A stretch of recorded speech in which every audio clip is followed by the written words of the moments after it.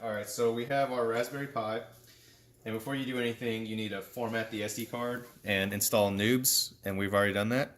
So we have our SD card in there. Now we're just going to power it up, connect the GPS together. Keyboard. And then HDMI. And our power source is over here.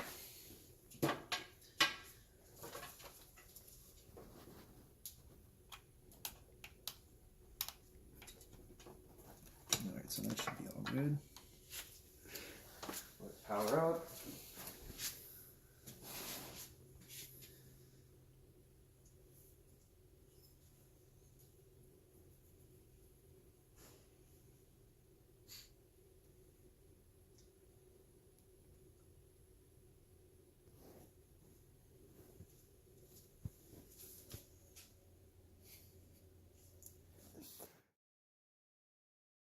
Okay, so we have the Raspberry Pi running. I'm going to open up the terminal.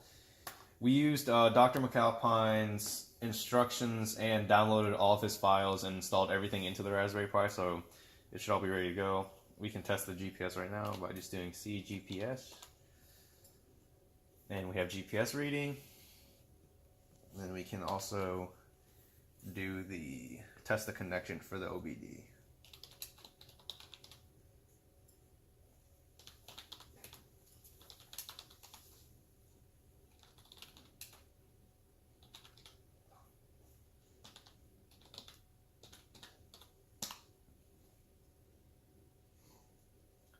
So it's going to try to connect, but we don't obviously have the OBD cable connected to the car and to the Pi, but we'll have images of that later. So the Raspberry Pi is basically ready to go.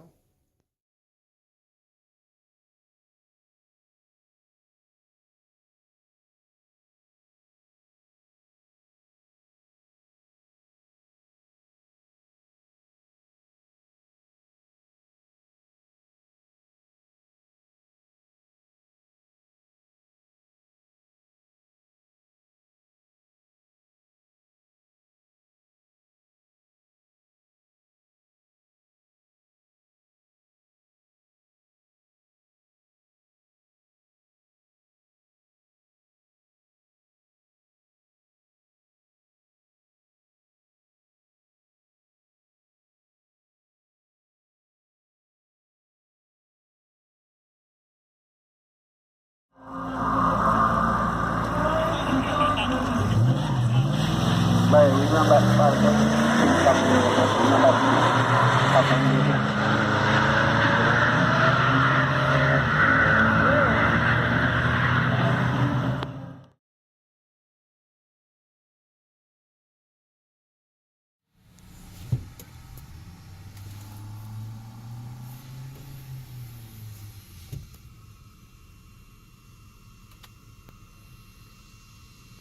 Oh God, what happened?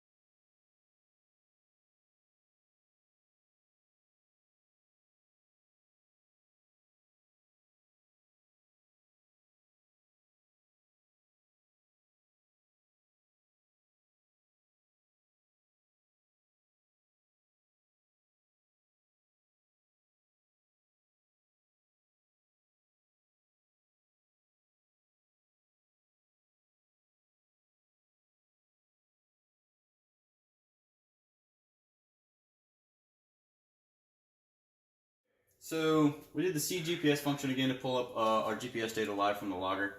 we weren't able to actually get any GPS data to log at the track for any of the runs. We were having difficulties getting GPS and OBD2 data to both pull in at the same time. We can't always get an active screen though to get the actual GPS data. We weren't allowed to get any like acceleration or speed data based on the GPS, but we were able to get speed data from OBD2 data, which we got a lot of that for both of our runs. The first graph we have here, we did engine RPM versus time on the track. So the main curve you're going to look at here is just your RPM rising, rising, rising as time goes on. We're looking at about the first 6 seconds. We're all in first gear. There's a little bit of noise, I guess, just with the engine kind of bouncing off RPM. That's the first shift point. We're out of first gear. Drop back down to a little above 3,000 RPM. Hold steady again to about 45, and it never got out of second gear for any of the runs, and then it just trails off until we're pretty much done logging. Another we had pulled up, we did throttle percentage versus engine RPM. So the first section you see here, it's kind of a strange looking graph, but the first section you see here is just idling at the staging. The initial jump is first run. We go up to about 80% throttle, then it levels out to about 78% with the maximum throttle the ECU allows. Go all the way out. The graph then doubles back after the shift point, dropping RPM back down, and then the run ends here and goes back to idle again. So it's kind of strange, but you pretty much have to do a circle all around the whole graph. That's your shift point, back down, back again. Run's done the track. The data that we got was miles per hour versus time. Get that pulled up here. And generically that should pretty much be somewhat parabolic. There's a little bit of noise in there, because speed obviously is just going to increase, increase, increase until it's going to level off a little bit, just drag, lower torque at the top end, and then settle off. So run ends there. We didn't stop logging till pretty much we got to the end of the track and turned back around. But it still gives a pretty good curve as far as miles per hour. There's some noise, but it turned out pretty well actually. So that's all pretty much for any of the graph data. One point that we did kind of find interesting, fuel status was pretty much 400 was just maximum fuel spray, 200 seems to have been maybe a half fuel spray. But on the engine that was in the truck, it has charge motion control valves in each runner. So those pretty much don't open up all the way till about 3,400 RPM, which is when fuel switches over. So it's kind of interesting to see that correlation and that switch point to when those actuators actually allow full charge through the runner. And you can see you're really not even getting full spray until then either. Like we said earlier, throttle for that ECU is limited from the factory to about 76 RPM. It goes a little higher than that, then pretty much flattens back out to 76.47%. Stays to that even when the runners open all the way up.